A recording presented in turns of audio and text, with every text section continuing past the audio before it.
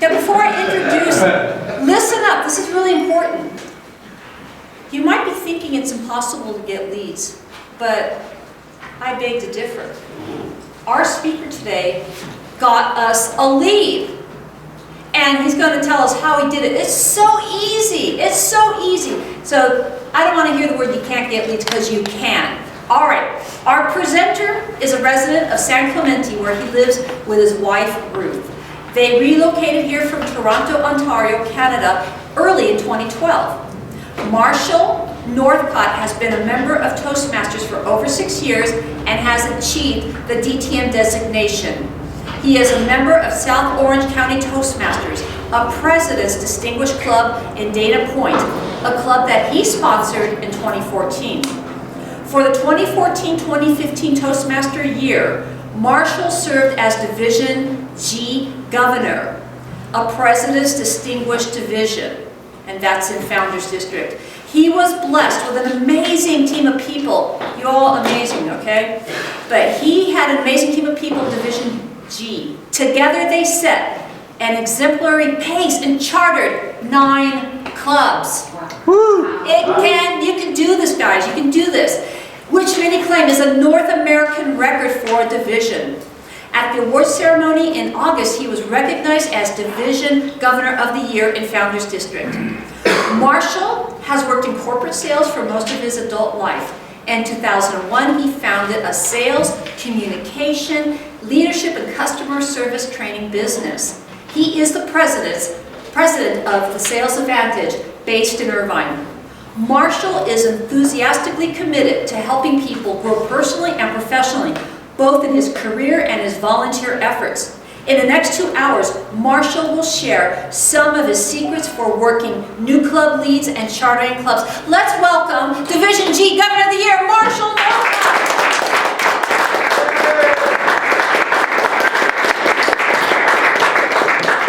We're going to talk about club growth training, and there's really 2 components that I want to focus on. One is just sort of some lead-in things, including how to actually get a lead. And then the other part of it is something that we started doing that is unique and very different within the world of Toastmasters last year. And it came as a result of what I'll call customer service, and quite by accident through a request. So I'll talk about, first of all, leads, and then I'll talk about the other. And I'm going to actually spend about 50 minutes of today's presentation delivering a lunch and learn presentation that we've created, that we've used successfully now 16 different times, including this past Thursday. And this past Thursday, our president-elect from Australia, Mike Storkey, was in attendance and saw this presentation, and he said, I can see this becoming the new model for how we charter Toastmasters clubs globally. So we have some objectives today: to teach division directors, new clubs chairs from each division and their teams, the basics of chartering new Toastmasters clubs. Some of the language I may use may not fit perfectly with District 52. One of the things that happened as a result of our efforts last year, we basically reshaped the way Founders District is approaching the idea of chartering new clubs. We used to have a new clubs chair, wonderful gentleman. Actually, it was he and his wife worked as a team, and they basically raced all over the district, chasing leads and starting clubs and doing all the work for everyone. Okay? What are the 2 things we teach in Toastmasters? Okay, delegate. The 2 things we teach in Toastmasters. What do you learn? You learn communication and leadership. All right? So doing something for someone else is not teaching leadership. And you can't teach what you don't know, and you can't lead where you won't go. So you actually have to engage and learn. First we learn, then we do, then we teach. All right? If I sound a little harsh, I'm going to express my opinions and my views today. And I have very little time to do it, so there won't be a lot of sugarcoating. Okay. So, this is what our objectives are for today. The question I would ask of you to begin with is, to charter or not to charter? What are the reasons against starting a Toastmasters club? Why wouldn't you start a Toastmasters club? Yes? Fear of rejection. Okay, so it's a little bit in trepidation, and there's this fear of doing it, and I may possibly be rejected. What other reasons are there for not doing this? It's so much work. Oh my gosh, the work involved, it's insane. Like, oh my goodness. Oh. No, I mean, that was it, actually. It's a lot of work. No, you're simply lazy. Okay, It's time. okay. So it takes time, right? Which would tie in with work, right? Of course, I'm having trouble finding it. That's my stone wall. Okay. I just can't find anybody who would want to start a Toastmasters club. There's just no leads out there. Did you have a hand up? I was going to say time. Okay, Time. there's one answer I haven't heard yet, and a lot of times people don't want to say it, but they think it. Can you think what that answer is? Failure? Competition? Success. Failure? No. Member. You know, we've got so many struggling clubs. Yeah. I mean, why would we ever want to start a new club when we've got all these struggling clubs? I think I'm just going to take all my time and I'm going to invest it in these struggling clubs because, you know, there just seems to be no point in putting time and energy into starting a new club when you already have clubs that are struggling. Does anybody think that one? Okay. Whose job is it to make sure that a club is successful? Whose job is it? Everyone. Number one, whose job is it? Officers. Club officers, number one, followed by club members, number two, right? Isn't that true? Yes. Now, what I have to make very clear is, if you have a group of club officers who represent the club members, and they have made it very clear to you that we know we're struggling, we're down on our knees, we're asking for your help, please show us the way. That you absolutely should invest time and energy into those people. However, I personally have encountered situations where I have been told, the area director is overreacting, we don't need your help, we don't want your help, and they didn't say it, but the underlying was, go away. I tried to help that club. I put 4 months into a club like that. I took their membership, and me personally, took their membership from 9, I was number 9, to 24 in 3 months. True story. And they were so undermining in my efforts, and they were being so rude and so condescending and so negative that one of the people who joined said, Marshall, I can't take it anymore. My husband and I are pulling out of this deal. Why don't we start our own club? Every single person that joined that club jumped ship, and we started a new club, which is the club that I'm a founder of and a sponsor of. I could have started 3 clubs for all the energy it took to try and resurrect the dead that didn't want to be resurrected. Okay? So, if you have people that are saying, please help us, absolutely, go and help them. But if you have people who are saying, we like it the way it is, we love the fact that we only have 9 members because we get more speaking opportunities. We don't care that only 5 people show up for a meeting. All right? Don't waste your time. Don't try and resurrect the dead. Go start a new club. We don't give a damn about the DCP. Why would you want to start a new club? Yeah, we don't care about the DCP. All right? Why would you want to start a new club? What are the reasons for starting a club? Specialty clubs? Okay, to fill a need in terms of a specialty club. Why other reasons? Why would you want to start a club? Yes? Well, if there's an opportunity in a certain area, geographically, a company, whatever, those people can benefit, then you're providing a core source for that to happen. In Germany, Absolutely. you're planting a seed. Absolutely. I'm personally committed to everyone being better communicators and better leaders. All right, so if you're committed to helping elevate the communication level of other people, then why wouldn't you want to spread the word and start another club? Can I get everyone to stand up for a second? All right. If you're not glad that you made a decision to join Toastmasters and it hasn't had a positive impact in your life, please sit down.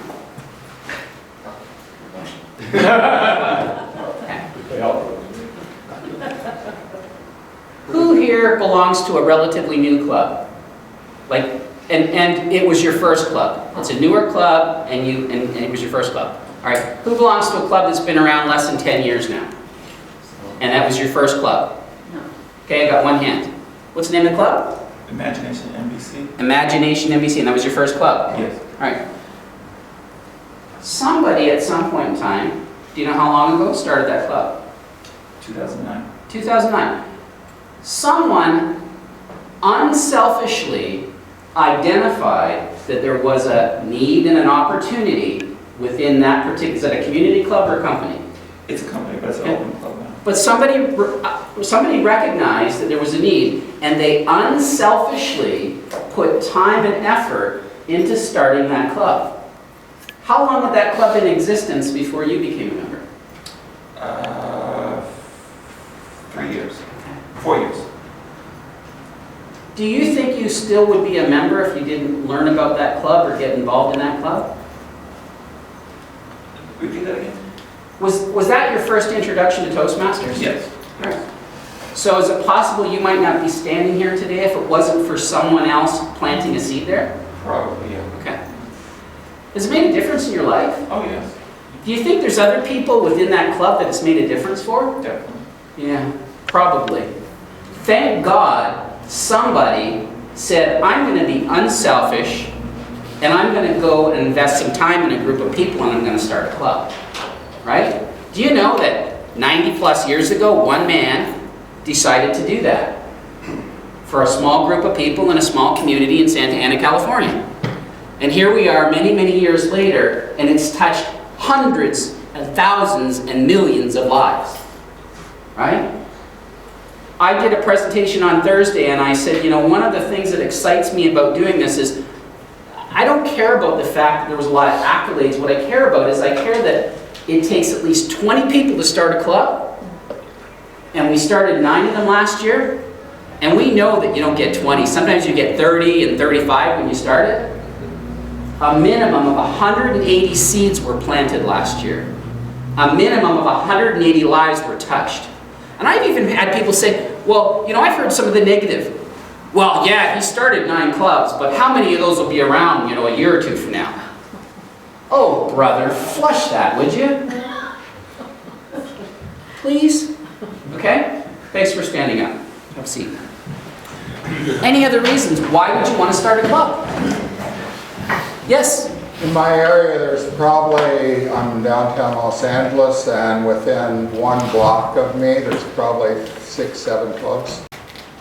So this is why you would want to start a club? Oh, would not. Okay? So you think it's saturated. Last year, do you know what the 2 most saturated cities are per capita in the world for Toastmasters clubs?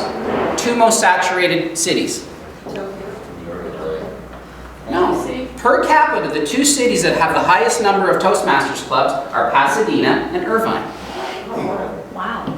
Of the 9 clubs that I started last year, most of those were in Irvine. Yeah. Saturation? You know, honestly, there is no saturation. You know, in sales, I'm a sales guy, I have a sales background, we talk about a mature market.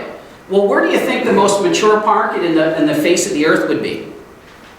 Where would be the most saturated market and mature market in the world? Founders District. How about Founders District? Yeah. Right? Well, sorry. They split up. And all of a sudden people went, huh, I guess there is opportunity out there. There really is. Okay? There's lots of reasons. Change people's lives. Toastmasters changes lives. If it's changed yours, then why not try and find a way so that you can be the person who changes the lives of others by getting involved in starting a new club. So I'm not going to get through all this information. This was originally put together as a 4-hour presentation for my own district. And what happened is it took about 4.5 hours to get through it the first time. But I'm going to get through a lot of the stuff that's at the beginning of this. These are some of the things we're going to cover. Okay?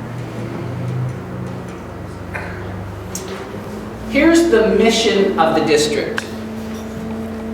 We build, actually, can we say this together? We build new clubs and support all clubs in achieving excellence. What does it say first? Build new clubs. Huh. You guys ever been involved in writing a mission statement before? Yeah. Psychologically, what points do you usually put first? The most important one. Huh, okay. Just, isn't that true? Yes. That's what we do. We build new clubs and we support all clubs in achieving excellence. This is my opinion. How many division directors do I have in the room? 5. Thank goodness you're here today. I appreciate you being here today. Last year, when we started our new term, everybody got together, we had a meeting. It was, I don't think the first meeting wasn't our deck meeting, but we got together, we had our first meeting, and we had an opportunity to introduce ourselves, and we went around the table. Well, I had actually had my division governor approach me several times, actually with a little different than that. We used to have staring contests. We were getting sort of towards the midway of the year, and she started asking this question at our division meeting. She said, so who wants to be the division governor next year? And she'd look at Tracy, and then she'd look at me. And then she'd look at Tracy, and then she'd look at me. And I said, if this is a staring contest, you're going to lose. Because I had no intentions of doing that. Wasn't interested, did my tour of duty so I could get my DTM checked off, right? And I had no interest. And what happened was, my wife said to me, well, why don't you want to do it? And I said, oh, I don't really want to do that, like, I think you go and visit clubs and, do stuff like that, and I have zero interest in that, right? I'm done. She said, well, why don't you just have a conversation with her and ask her about it? And I was thinking, I was a little surprised because my wife is a very busy person. She's an executive for a Fortune 500 company. She travels a lot. And so we really do treasure our time together. And I thought, really? You really want me to, sign up for another year and do more volunteer things? And I get really sunk into things when I do them. She said, yeah. And I was really glad. She was actually in the car when I talked to the division governor. It was on the Bluetooth, so she got to hear everything. And I said, well, what am I supposed to do? And she said, well, Marshall, you're basically responsible for doing 2 things. She said, number 1, you're going to have a team of people, and you're the leader of the team. So you're going to have your, monthly meetings with the team for making sure that everybody's on track and things are progressing nicely. And you're just there like the team, coach and the quarterback running things. But she said, more importantly, you're supposed to start new clubs. And I said, really? And she said, yeah, that's your job. You're supposed to start new clubs. I went, oh, well, I can do that. I said, you know what? I don't have to be an ambassador and go visit all the clubs in the division. She said, no, that's not what you're supposed to do at all. You're supposed to start new clubs. Okay, sign me up. I'm up. I'll do this. So, first meeting, new year, together with all the other division directors. And we're sitting there. I had 25 clubs in my division. And we go around the table, and so I'm saying, well, here's my commitments for the year. I will start 5 new clubs. I will start 5 new clubs. Did anybody else make a bold commitment like that? I did. Awesome, love you, Eric. Okay? I will start 5 new clubs. And quite honestly, in my heart, I thought, done deal, no brainer, easy. Let me take care of it. I knew what happened. Start 5 new clubs. And people are very, very resistant to throw that out, right? And if you're really lucky, they might say, well, I'll start 1 new club. And that's at the division level. Division directors start new clubs. This is my opinion, right? I agree with your opinion. Okay? That's the job. Your outcomes and results for the year will be directly proportionate to your efforts and how you choose to invest your time. I had to applaud people last year. When we were having our deck meetings and people were getting up and giving their reports, one person got up and said she had I think 100% of her club officers trained in her division. It's like 100%, who gets that? Anybody else here get 100% of your officers trained in your division? She worked her butt off to get 100% trained. I think that was probably really important to her, don't you? Yes. That's what she put her time and effort into. I had to applaud her for that. Right? I had another person, talked about how strong the relations were with all the clubs in her division, had gotten out and visited all the clubs and everything else. And I had to applaud her for that, right? Because that's where she put her time and effort. And, she just had a very, very solid reputation and a solid relationship with all the people in her division. She did a great job, okay? And I think there was a little bit of it's not easy when someone else is doing something and they're doing it really well. And I wasn't doing it to make anybody feel bad. You know, I wasn't doing what I was doing because I was trying to prove that, you know, I'm all that in a bag of chips. I was doing it because that's what I thought I was supposed to be doing. But I could tell that there was a bit of animosity towards me because you create some jealousy, right? That's not what I was trying to do. What I was trying to do is I was trying to do what I said I'd do to the best of my abilities. And where I was putting my time and effort was, what? Starting new clubs, right? And what happened was all the area directors, obviously they were area governors last year, they got fired up, excited because they saw me putting activity into what I said I was going to put activity into. And they stepped up big time, right? All of a sudden I said, hey, look it, I've got a lead over here, I'm working it, we're going to be doing a lunch and learn, then we're going to be doing a launch demo meeting. I need to get you plugged in as quickly as possible. Some of those clubs didn't charter right away. I said, I'm going to need you to, you know, be there as much as you can for the first 3 or 4 weeks until we get up to, you know, the magic number of 20. Can you help me out with that? And they did. I wasn't able to go every week. My commit was, I'll go for 3 weeks. I'll go for the lunch and learn, I'll go for the launch demo meeting, and I'll go for their first meeting. And after that, I needed to unplug from it because I had so many other things on the go, and plus I have a life. Okay? Understanding psychology is critical. Yours and the psychology of others. These are my beliefs. Leadership roles come with responsibilities and obligations. We talk about leadership a lot within the Toastmaster organization, but I don't see it practiced a lot. I don't. I really don't. And a lot of times leadership requires people to step up in a way that they've never stepped up before. I was listening to some amazing things on the way out. You know, I always like a long drive, and I got some CDs in. I was listening to some Jim Rohn, and then I was listening to a couple of interviews, a couple of coaches being interviewed. I get the Success magazine, and I heard something, and he said, the impossible is only impossible until someone proves that it's possible. Right? And the question is, as a leader, over the next 8 months or whatever it is you have left in your term, what impossible things are you going to prove to others is possible through your actions, through your sweat equity? Leadership roles come with responsibilities and obligations. It's not just about putting in your 12 months. Division directors are responsible for building new clubs.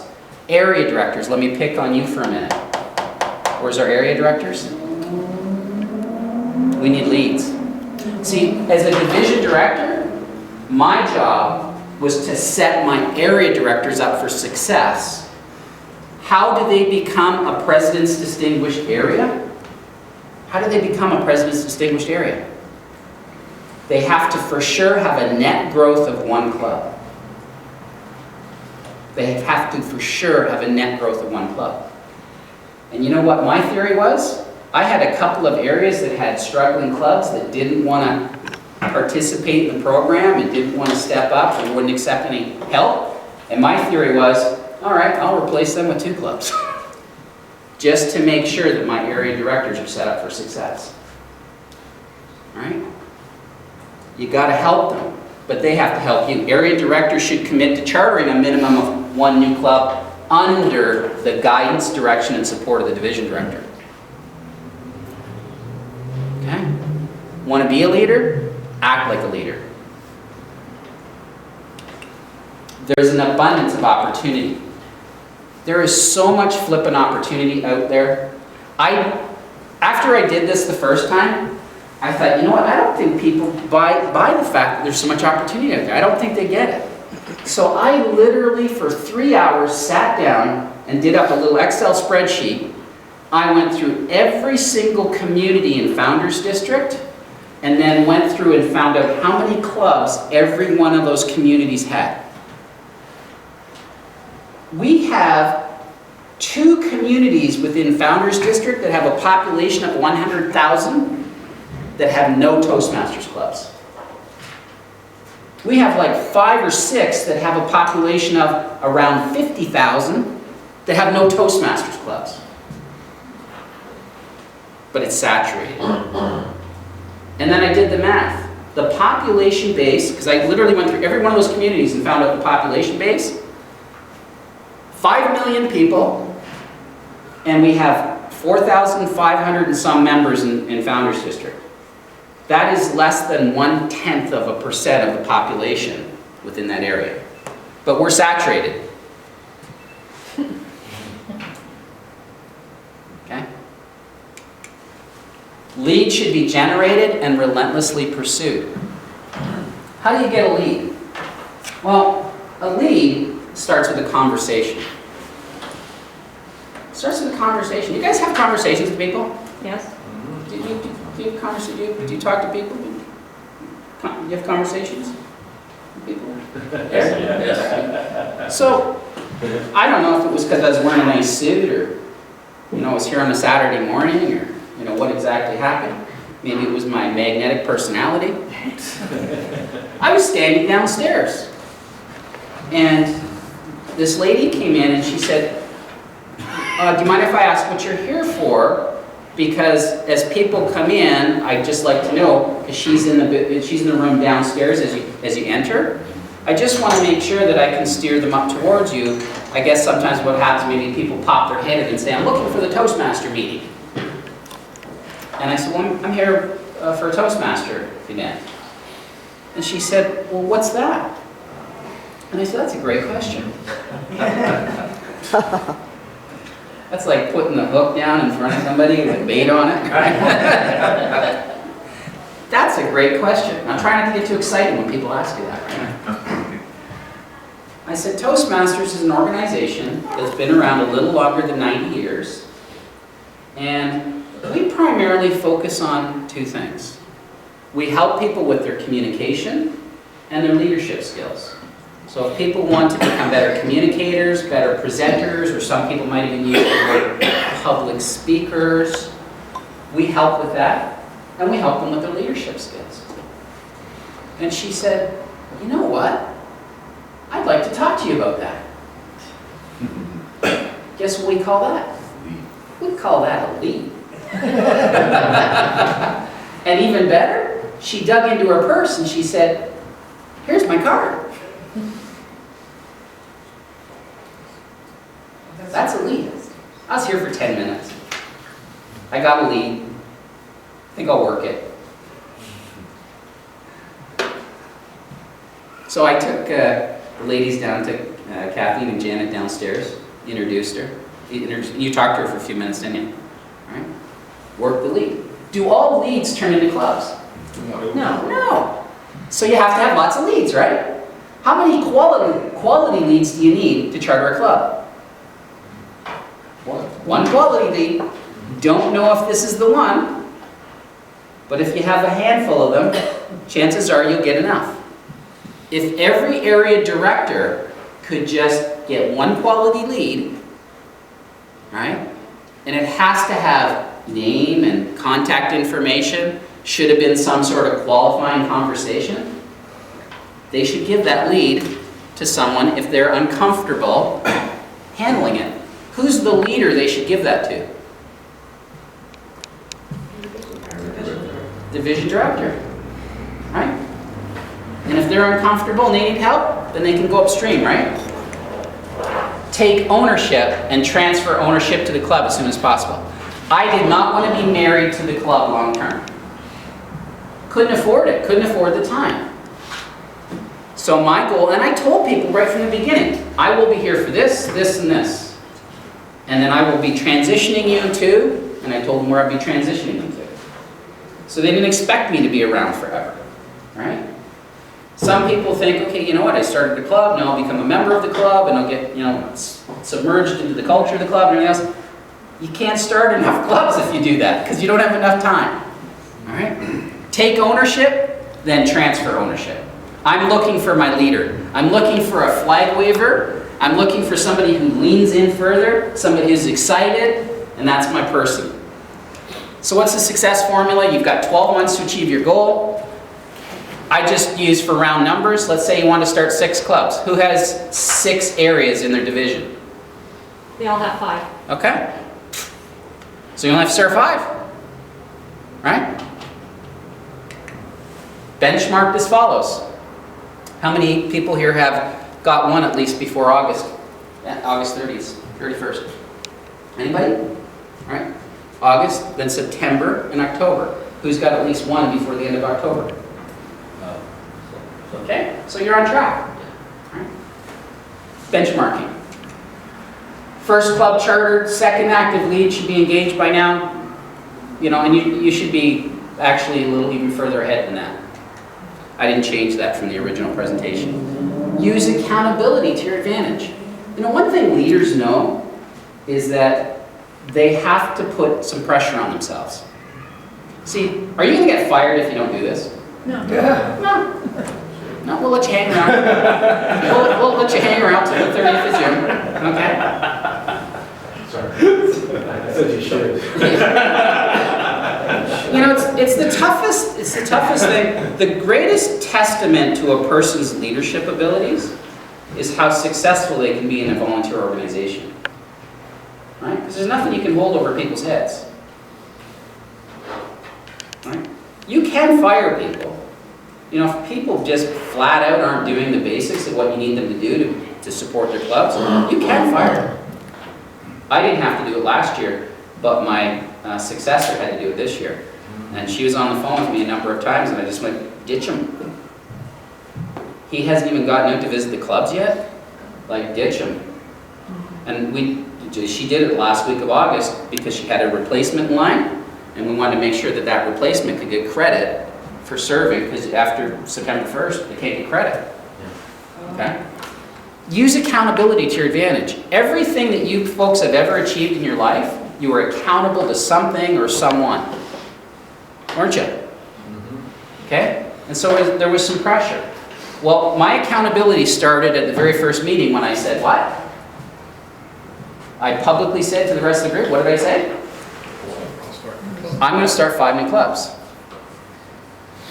Right? And people are afraid to do that. We always talk about the fear of speaking, don't we, in Toastmasters? We talk about the fear of speaking, but we never talk about the fear of leadership. We don't. Why don't we do that? You know, leadership comes with responsibilities. Leadership comes with obligations. Leadership comes with accountability. If we commit publicly, we have to follow through on it. That's right. Right? Or we'll be embarrassed, you know? We'll feel silly, we'll feel ridiculous, we'll feel humiliated.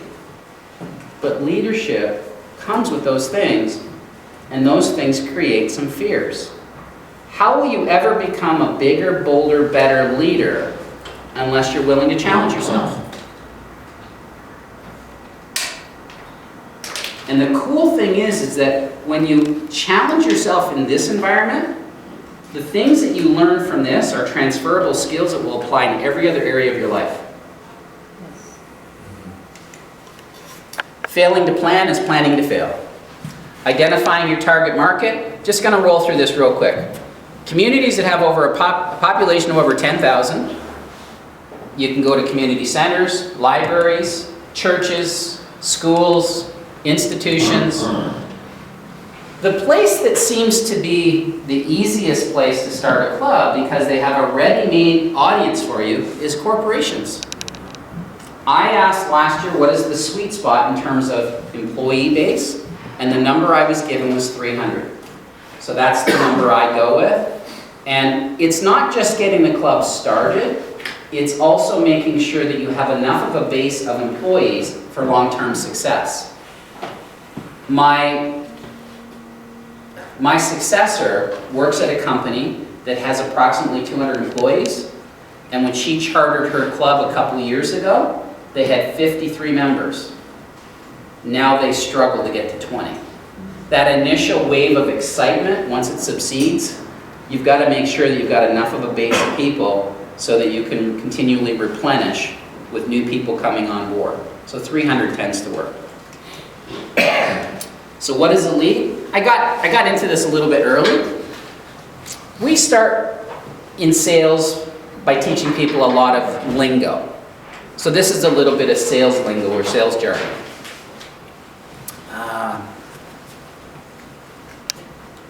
Can you do you mind? Thank you.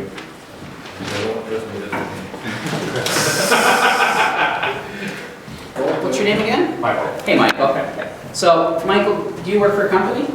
No, I'm actually between jobs right now. Are you? Yeah. Did you used to work for a company? Yeah, All right. How many employees were at the company? 70. Okay, so a little bit small. Yeah. All right. Let's say you land a new job and you're working somewhere and all of a sudden now you're working at a company that's got 500 employees. And you and I are having a conversation. I already know that you've landed somewhere, right? Because we're friends and we talk, and I know you've landed somewhere, and I know it's a little bit bigger, more recognized name. So I, as somebody who knows Michael, I suspect there might be an opportunity. He is what we call a suspect. Okay? I suspect that there might be a possibility.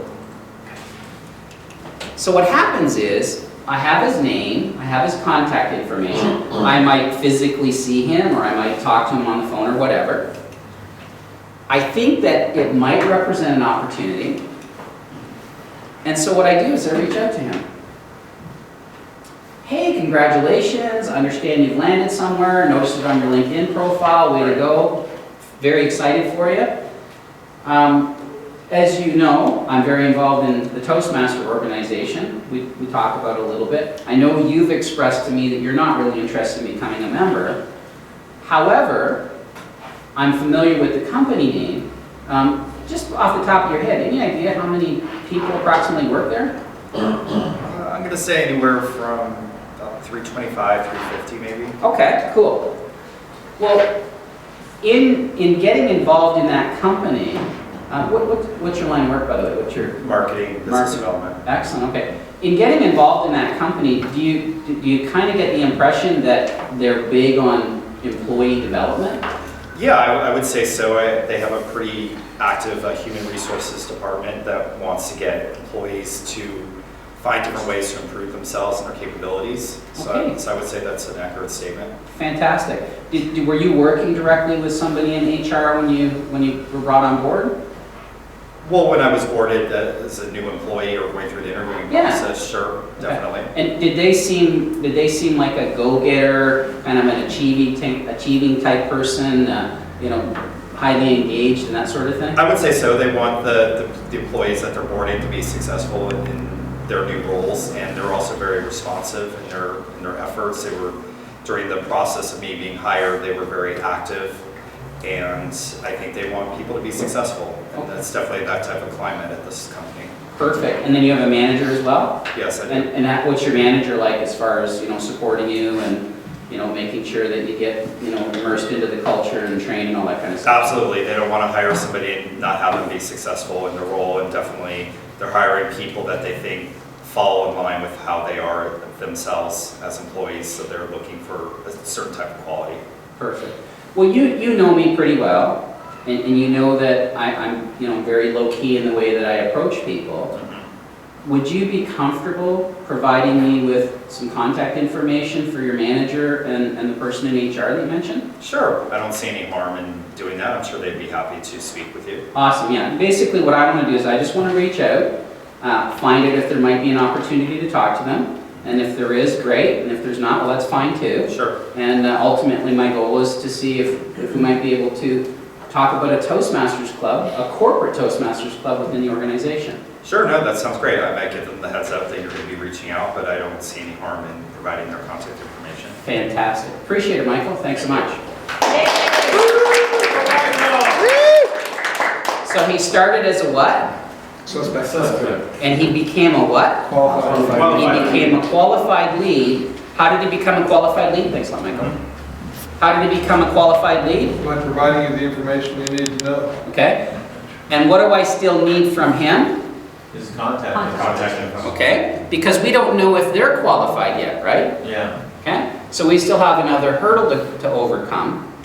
But I would have a very similar conversation. And one of the things I want to make sure I mention at this point in time, because I might not remember to come back to it later, is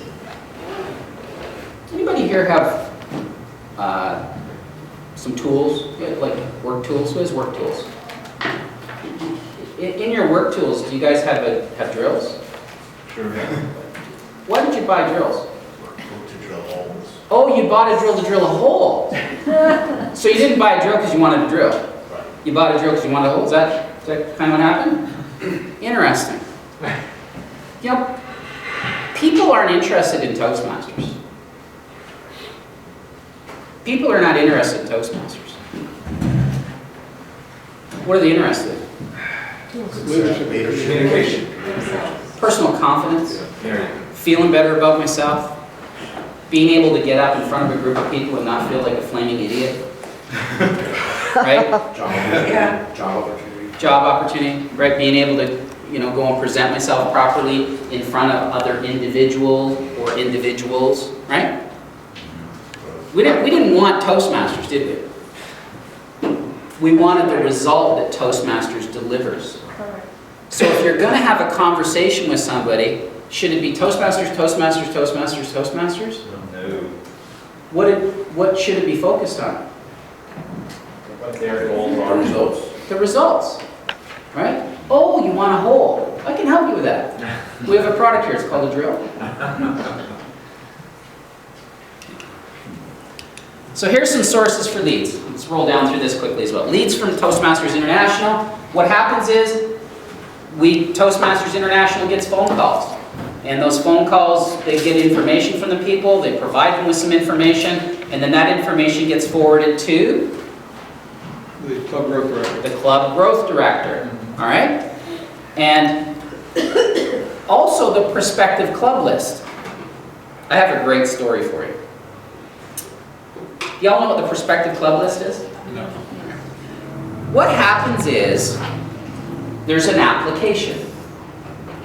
And the application is, 10, 12, 15 pages long. Right? The application to charter a Toastmasters club. If you want to get the application, it's available digitally. Just Google search how to build a Toastmasters club, and you'll get this PDF document. That PDF document includes the charter application and the charter member applications. That application is broken into sections called Form 1, Form 2, and I don't know how many form numbers there are. Form 1, 6, okay. See, I don't have it memorized, because the other thing I don't do is I don't fill out their application for them. I get them to do it themselves. It's their club. Okay? Form 1, 2 pages long. If a person submits Form 1, the first 2 pages of the application, along with $125 and $10 tax for a total of $135, their charter fee, they will become a prospective club. And they get entered on the prospective club list. Okay? They also get assigned a club number.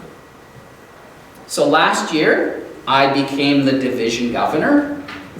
And I couldn't log on to the Toastmasters International website until the 25th of July, which is enormously annoying and frustrating. And on the 25th of July, I logged onto the system, and I went, I'm in! And then I went to the prospective club list. And I found out that there was a lead on the prospective club list. It was in Division G, my division geographically. And I thought, why in the world do I not know about this? Why has nobody communicated this information to me? Right? Because I'm the division director. I'm responsible for starting new clubs. Why has nobody told me this? So, I'm very tactful. I'm very diplomatic. I'm very politically correct. So I decide I'll call the lead. I'll call the prospective club. Contact information's there. And I will do some exploratory investigation. So I call the lady, her name's Lori Cantley, and I say, hi Lori, my name is Marshall Norcott. I'm a volunteer with Toastmasters. How you doing today?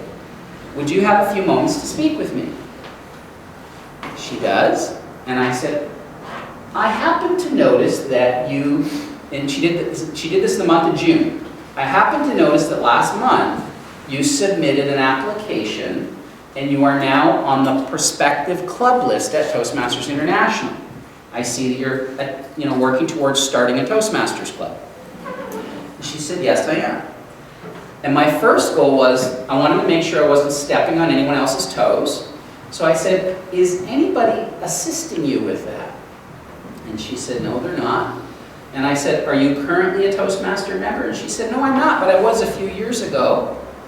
And I said, okay. So I said, you're basically taking this initiative on all by yourself? She said, yes, I am. So then I explained to her who I was and what my responsibility was, and that I had this willingness to help her if she wanted my help. And guess what happened? She said, I don't want your help.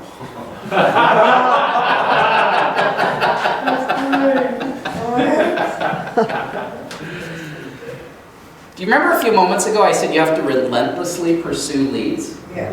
Okay. So I put her in my tickler file for a month.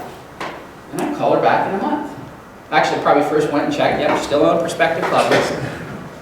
Called her up. Hey, Lori, how's it going? Just wanted to reach out with you, see how things are moving along. Have this little conversation with her again. And I said, I'm here. If you'd like any assistance, would love to help you. Kept reinforcing I'm a volunteer. It's not like I get paid commission to help you. And guess what happened? She said, oh, I'm fine. This happened in July, and it happened in August, and it happened in September, and it happened in October. All right, kept calling her back, having a nice conversation with her. Every time I phoned her, I sent a follow-up email. It was nice talking to you today, right? And then somewhere around November, December, I decided to give her a break for a month. It's Christmas, right? So I give her a break. And then I phoned her in January. And we had another very pleasant conversation. And once again, I extended my offer of help. And guess what happened this time? She said no. She said no.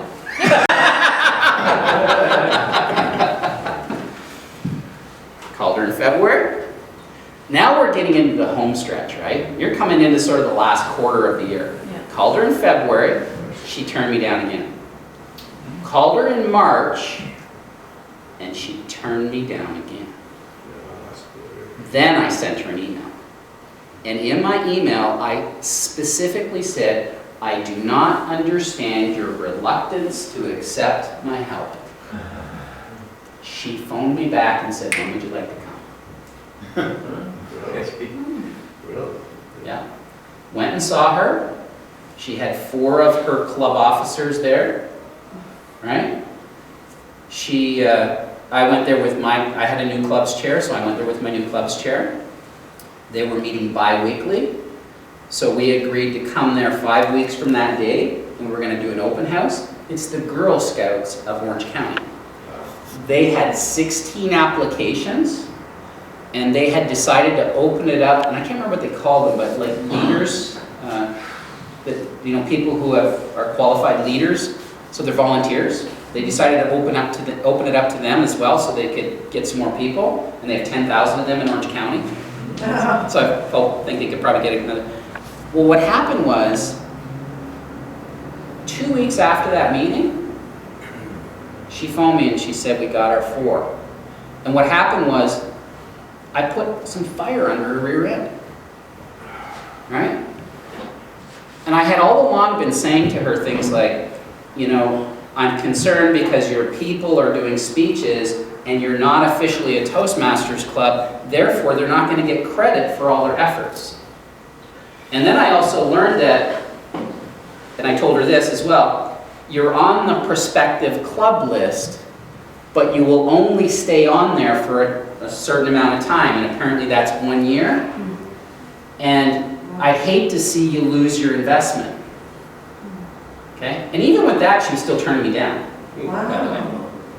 Anyway, long story short, she got her last 4 people, and they chartered the club before we even went for the open house. So I'm going to tell you a lot of things today.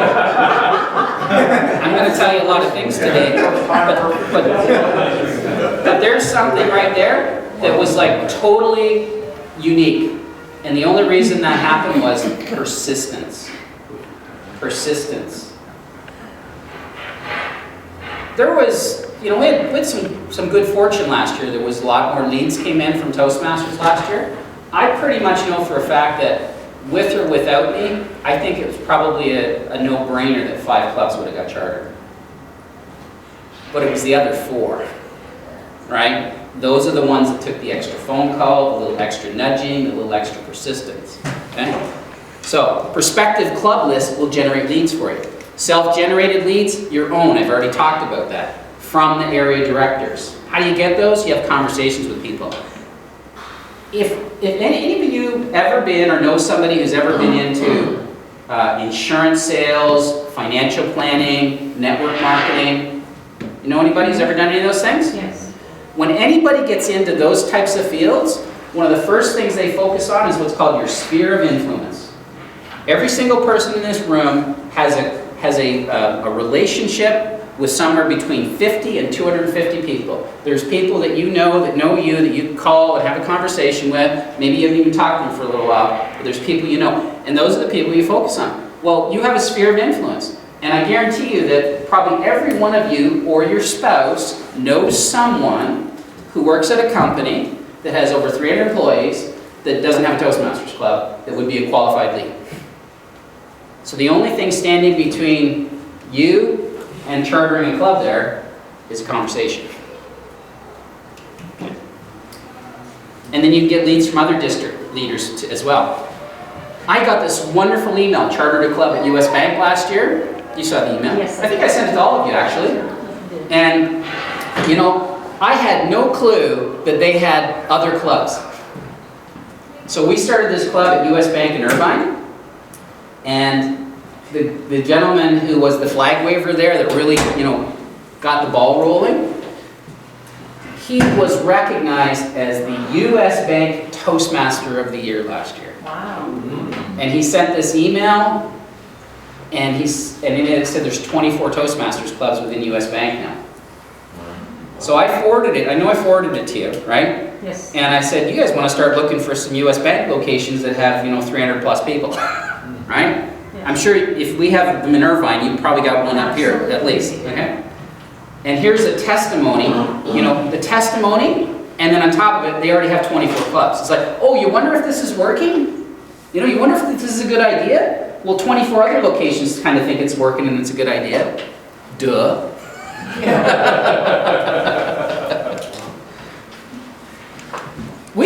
Every time we start a lead, it kind of starts the same way. It's like, well, we know it works, but we don't know if it'll work for us. Right. And most cases, it'll work anywhere. And I always have to tell people it's going to be your club, it's going to be your culture, you guys are going to call the shots, all right? Community versus corporate, cultivating new leads, they are evaluating you and you are evaluating them. Qualify the lead for sense of urgency. You have to be on your game. You have to be professional if you're going to go into corporations or talk to corporations on the phone. Because one of the things you're trying to figure out is, do I think highly enough of you to put you in front of my people? Okay? So they gotta feel very comfortable and confident in the fact that, you're not a dork. Because that could make them look real bad.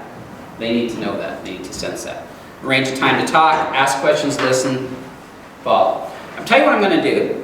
I'm going to switch over. We were a little late getting started. What time did we get started? We're about 10 minutes late. Okay. So I'm going to switch over because I want to show you something that we've been doing. And maybe